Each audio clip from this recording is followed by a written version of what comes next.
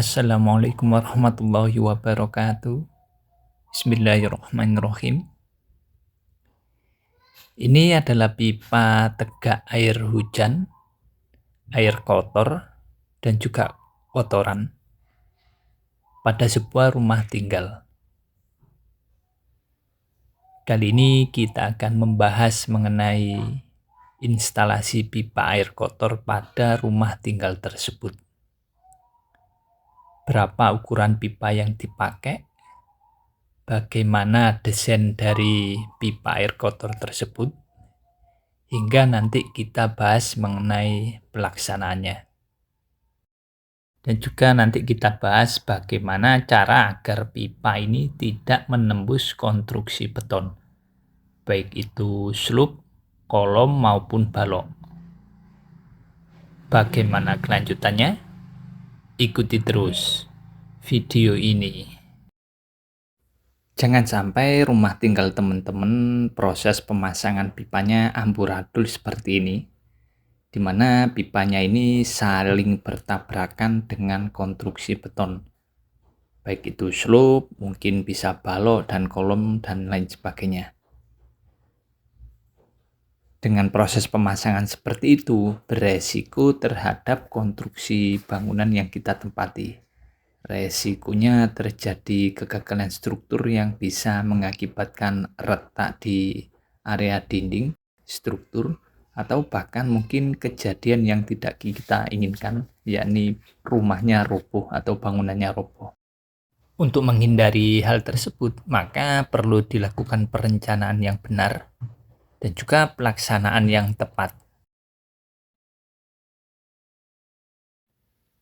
Video ini adalah video kelanjutan dari video sebelumnya.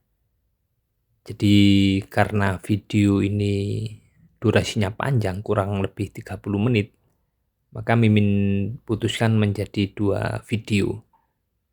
Di mana video pertama ini membahas mengenai perencanaan atau desain instalasi pipa air kotor pada sebuah rumah tinggal.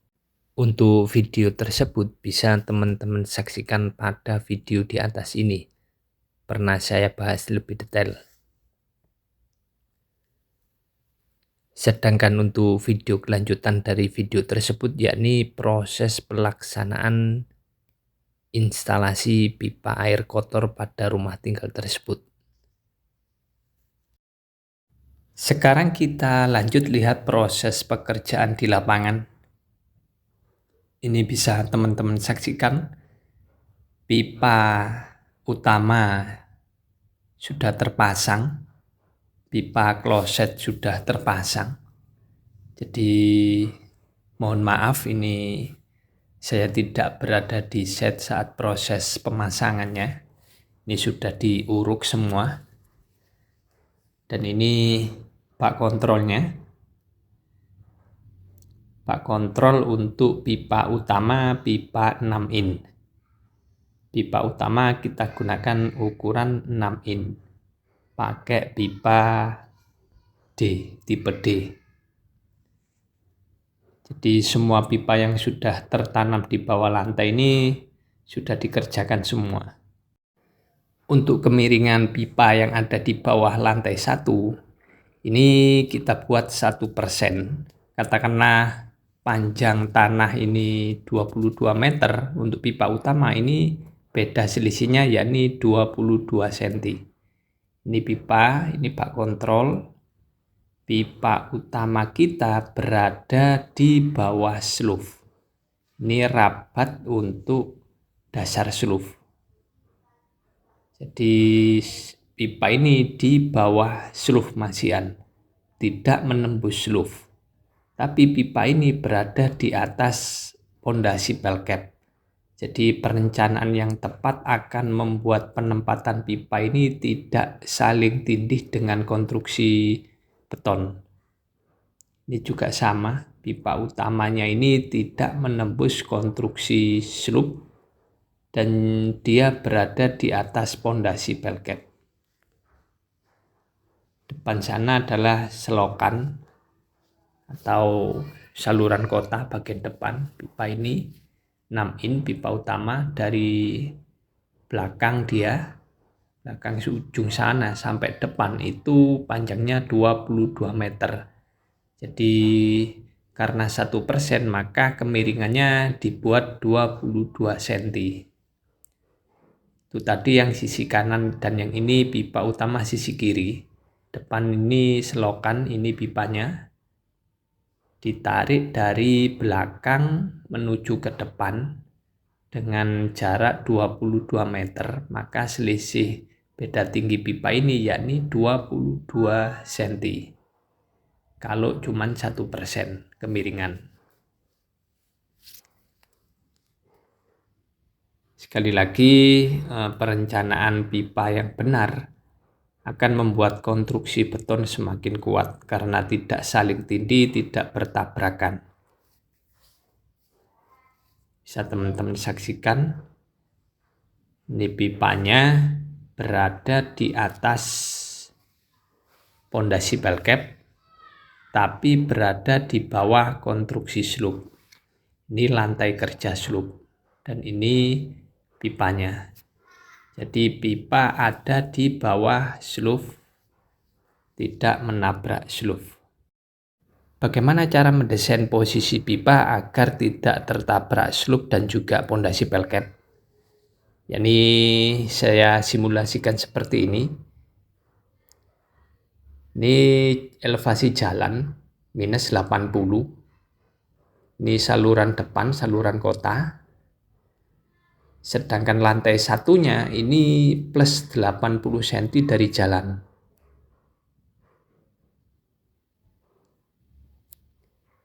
Setelah itu kita runtut sampai bawah.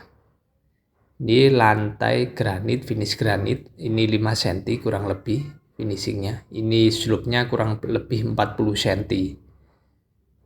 Ini setelah itu ada jarak 37 cm sparing kemiringan pipa air kotor.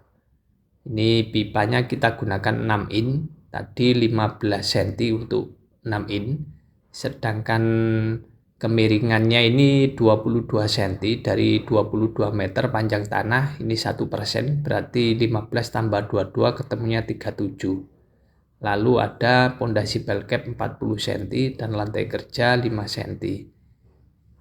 Ini jadi slope-nya ada posisi di sini, bottom slope, dan ini top pelkap. Ada selisih yakni 37 cm antara slope dan pelkap untuk kemiringan pipa 6 in. Jadi pipanya bisa bebas dibuat miring ke arah depan. Jadi ini harus ada kolom pendek atau pedestal seperti ini, agar pipa ini tidak nabrak slope dan juga tidak nabrak pelkap. Harus ada kolom pendek atau pedestal. Dan ini juga bak kontrol di sisi ujung kiri. Dan ini kolom pipih model L. Ini bak kontrolnya. Ini pipa bagian ujung, bagian belakang mengarah ke depan. Kurang lebih tadi 22 meter dengan kemiringan 1%, maka beda selisihnya yakni 22 cm. Untuk setting kemiringan pipa. Dan itu juga ada bak kontrol di situ. Seperti ini pipanya berada di bawah slope.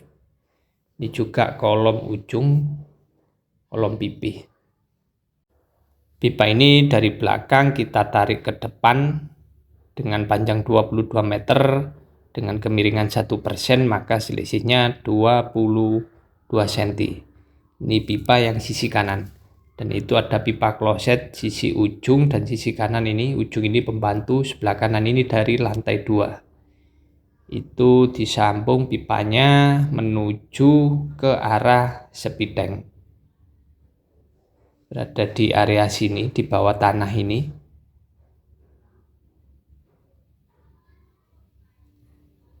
Ini dia pipa klosetnya, pipa kotor menuju sepideng. Ini kita gunakan pipa ukuran 4 in, pakai tipe D juga. Ini pipa hawa sepideng. Untuk pipa kloset ini kita buat kemiringan juga 1%. Ini dari beberapa pipa tegak dari lantai 2, pipa kloset dari lantai 2 dan dari pembantu yang ada di ujung belakang sana. Ini kita tarik ke depan, ke arah sepideng. Dari sana kita tarik menuju sini, lalu ke sepideng. Dan itu juga ada pipa kloset dari lantai 2, itu kode C, kita tarik menuju ke sepideng.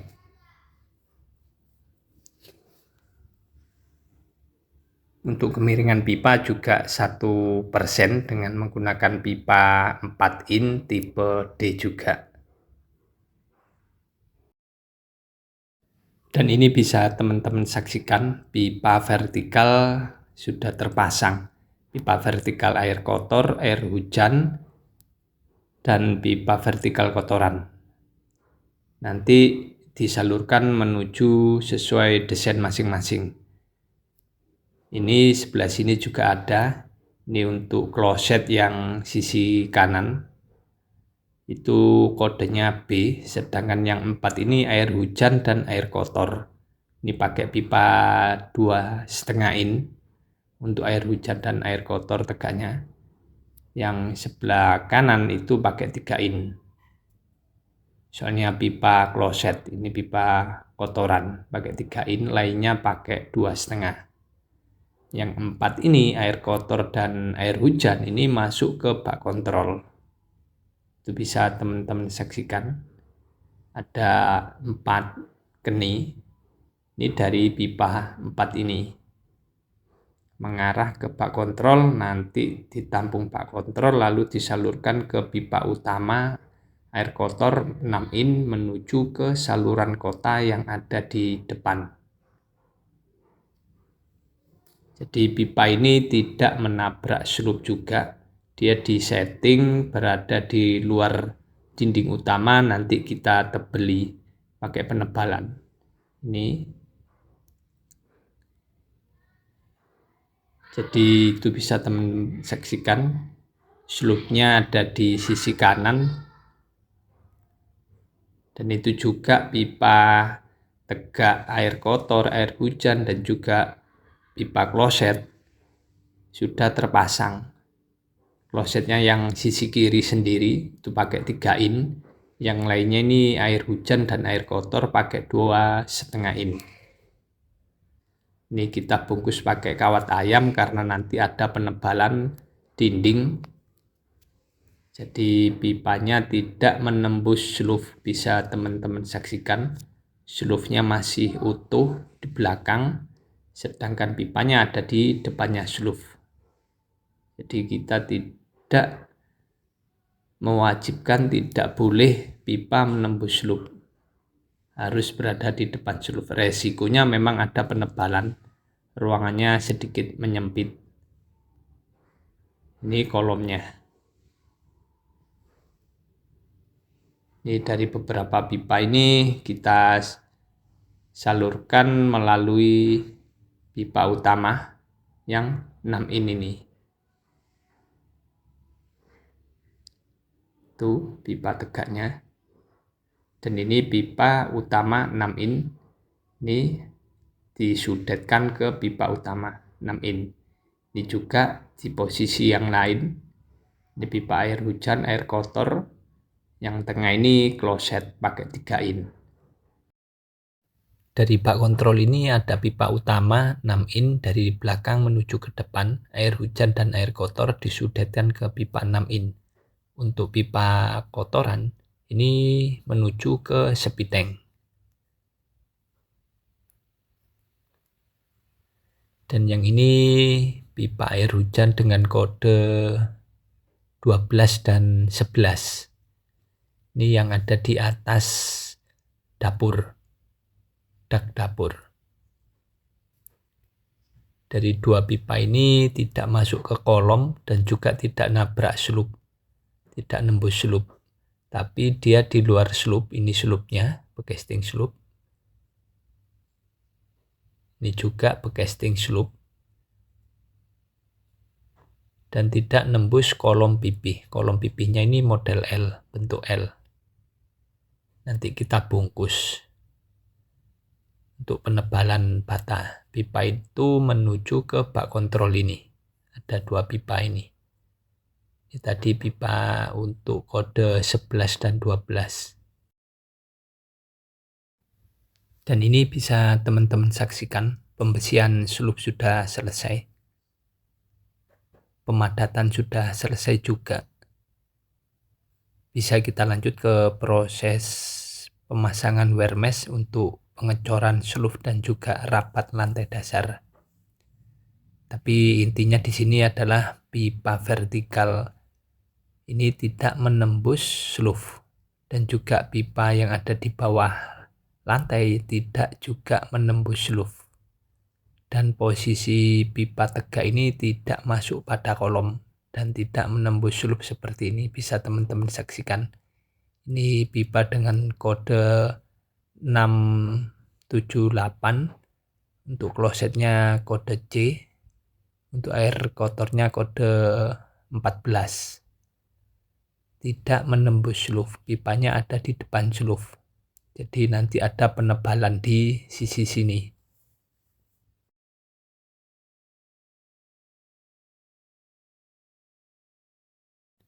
Dan yang ini untuk pipa kode 345 untuk air hujan dan kode 13 untuk air kotor dan klosetnya kode B.